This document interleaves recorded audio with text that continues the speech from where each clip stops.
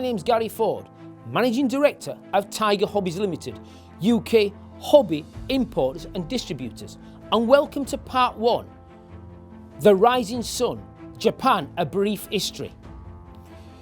Now we're going to go back, this time, to the 13th century medieval Japan, which was ruled by the shogun, warlords, with an emperor purely as a figurehead. It was during this period there was a series of Mongol invasions of Japan, and the most famous occurred in 1281.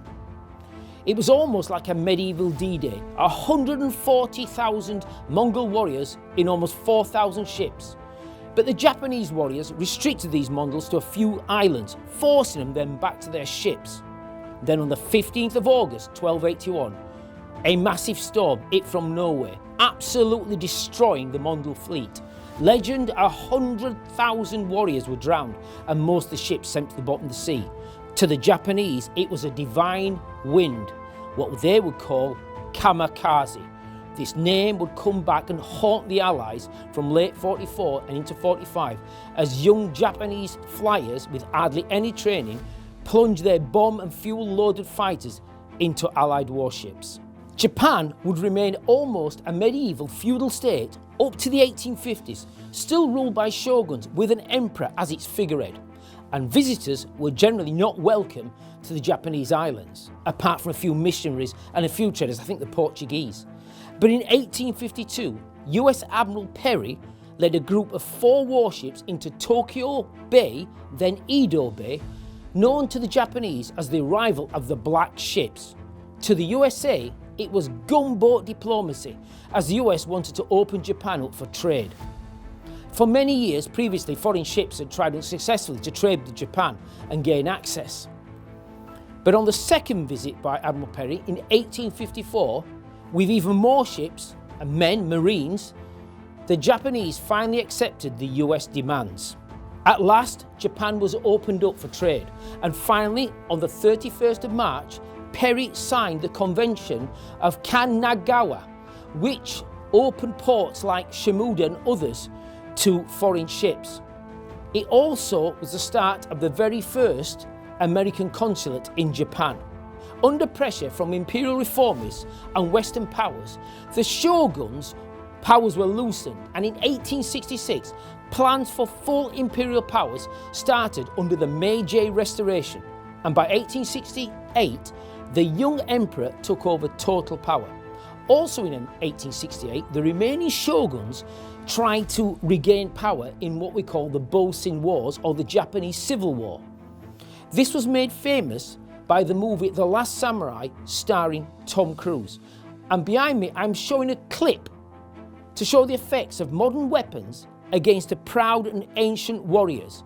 Even though the plot is set a little later in the 1870s Satsuma Rebellion, it does cover a similar period, but in reality, it was French officers who helped modernise the Imperial Japanese Army, not the Americans. And it was the British who would help modernise the Imperial Japanese Navy. In the late 19th century, Japan started to look to expand. The trouble with mass industrialisation is the need for natural resources, which was somewhat lacking in the Japanese home islands. Japan had already fought its first war against China in 1895, known as the Sino-Japanese War, and had ambitions over the Korean peninsula, in which they killed the Korean Queen, Queen Min of Korea. Now, I'm not going to tell you how they killed Queen Min of Korea. Please Google it, it's not very nice. In 1905, the Russo-Japanese War started. This time the Japanese were looking at an old imperial power, the Russian Bear. In 1905, in the Russo-Japanese War, the Imperial Japanese Navy completely shocked the world by completely routing the Imperial Russian Navy in the Battle of Tsushima, the first modern naval battle, where the Imperial Japanese Navy lost some 300 tons of shipping, mainly fast patrol boats, and the Russians lost over 136,000 tons sunk. With victory over Russia in 1905, Korea was declared a colony of Japan, but still retained its government and military.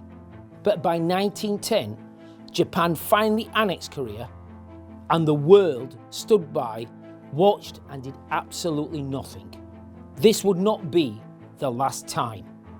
In the Great War, Japan would fight on the Allies' side, helping defeat German forces in the Far East and secure nearly all the former German territory, making Japan now the most powerful country in the Far East. The British were starting to be concerned about the expansion of the Japanese, and in fact, by 1923 had annulled their military alliance. Obviously, they still kept diplomatic relationships, but this was over a fear of a potential war with the USA and the threats to the UK's empire and territories in the Far East. By the late 1920s, like all countries, Japan was suffering in the Great Depression. But this was made far worse by the lack of natural resources and countries placing restrictions on imports into Japan. This led Japan to attack Manchuria in 1931, as this area had vast resources. And again, the world looked on in disgust but did nothing. By the mid-1930s, military in Japan was powerful, and it led to the rise of nationalism. And in many posts in government were filled with senior military personnel. It was in this period that some of the old traditions that were shoved under the carpet in the late 1800s were brought back, such as the tradition of Bushido, the way of the warrior. In 1937, Japanese attacked China from Manchuria in what was called the Second Sino-Japanese War, and in what many believe is the real start of World War II. This will be a long and bitter conflict that would cost the Chinese some 15 million dead by the time Japanese surrendered in 1945. And yet again, the world and the League of Nations did absolutely nothing other than protest. This would lead to one of the worst incidents in pre-World War II, the rape of Nanking, in which 300,000 Chinese men, women and children were killed by the Japanese military as a warning to other Chinese cities. As the war started in Europe, Japan started to look at the colonies of the Allies, and in September 1940, after the defeat of France, Japan invaded French Indochina, now Vietnam, which would be ideal stepping stone for further invasions to the south and the rich oil fields of the Dutch East Indies. Throughout 1941, an uneasy peace between the USA lasted until the Japanese surprise attack on Pearl Harbour early on December the 7th, 1941. The US forces were caught completely off guard, resulting in a large number of warships sunk, including 4 out of the 8 battleships, and many aircraft on the ground, with about 2,500 personnel killed. The attack, though, was not complete. The valuable US aircraft carriers were out at sea on patrol, and the massive oil storage facilities were largely untouched. Within 6 months into 1942, Japan would expand eastward, taking Wake Island, and south, taking the Philippines, the Dutch East Indies, and many islands in the South Pacific. They would also give the British one of the worst military defeats in history, when 30,000 Japanese would defeat over 150,000 British and Commonwealth forces in Singapore. They were pushed westward before finally being stopped in a last stand in the Battle of Ceylon, now Sri Lanka, in April of 1942, in what Winston Churchill called the blackest day of the war. In fact, many say the first 6 months of 1942 is when the Allies could have lost the war on a strategic scale overseas, before the United States would be fully ready and in full war production by late 1942 and early 1943. In episode 2, we'll look at the development of the aircraft carrier as the destruction and damage of the US battleship fleet gave rise to the aircraft carrier as the prime capital ship in the vast Pacific.